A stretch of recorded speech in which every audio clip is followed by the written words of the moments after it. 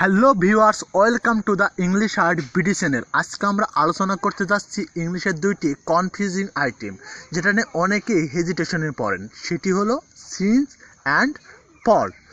আশা করি এই ভিডিওটির মাধ্যমে আপনাদের সব কনফিউশন দূর হয়ে যাবে। সিন্স ও ফর এর প্রথমে আমরা জানবো এই দুইটা কি। সিন্স ও ফর এই দুইটাই হলো প্রিপোজিশন, আর এই দুইটা ব্যবহৃত হয় পারফেক্ট কন্টিনিউয়াস টেন্সে, অর্থাৎ সময়যুক্ত সেন্টেন্সে। কিন্তু সময়ের ভিন্নতা থাকার কারণে কোথাও সিন্স ব্যবহৃত হয়, আবার কোথাও ফর ব্যবহৃত হয়। আমরা দুইটি সেন্টেন্স দেখে নিই। It has been raining since morning, it has been raining for 2 hours।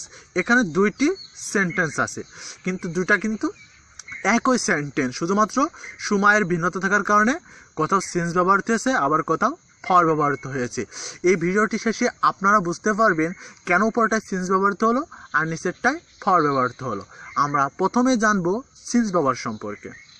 Since ওই সকল সেন্টেন্সে ব্যবহৃত হবে যে সকল সেন্টেন্সের সময়টা স্টার্টিং পয়েন্ট হবে, অর্থাৎ একটা নির্দিষ্ট সময় থেকে শুরু এমন বোঝাবে, এবং ওই সেন্টেন্সে সিন্সের অর্থ হবে থেকে। আমরা একটা উদাহরণের মাধ্যমে দেখি। I have been playing since 3 o'clock। আমি 3টা থেকে খেলা করছি। এখানে 3 o'clock এই সময়টা হচ্ছে একটা স্টার্টিং পয়েন্ট, অ্যান্ড এই সেন্টেন্সে সিন্সটা থেকে অর্থ প্রকাশ করছে। যেহেতু 3 o'clockটা স্টার্টিং পয়েন্ট, সুতরাং এর আগে সিন্স ব্যবহৃত হবে। সিন্সের অর্থ হচ্ছে কোনো একটা স্টার্টিং পয়েন্ট থেকে নাও, এখন পর্যন্ত কোনো কাজ চলতে থাকবে। তারপরে দ্বিতীয়টায় আসি, ফর। ফর হচ্ছে ওই সকল সেন্টেন্সে বসবে যে সকল সেন্টেন্সের সময়টা পিরিয়ড অফ টাইম, অর্থাৎ একটা পিরিয়ড বোঝাবে, অর্থাৎ টাইমের ডিউরেশনটা থাকবে, যেমন 10 বছর, 5 দিন, 1 বছর, 1 সপ্তাহ, এই জাতীয় কিছু। অর্থাৎ ফর ব্যবহৃত হবে সময়ের ডিউরেশনের ক্ষেত্রে, অর্থাৎ মাঝখানে সময়ের ক্ষেত্রে। আমরা একটা উদাহরণ দেখি। He has been working the hospital for 10 years।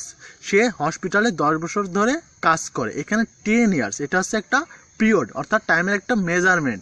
যেহেতু এই 10 yearটা পিরিয়ড, সেহেতু এর আগে সিন্স ব্যবহৃত হবে না, এর আগে ব্যবহৃত হবে ফর। এইবার আমরা প্রথমের সেই দুটি সেন্টেন্স সম্পর্কে আলোচনা করি, আশা করি আপনারাই বুঝতে পারবেন। It has been raining since morning. সকাল থেকে বৃষ্টি হচ্ছে। It has been raining for 2 hours। 2 ঘন্টা ধরে বৃষ্টি হচ্ছে।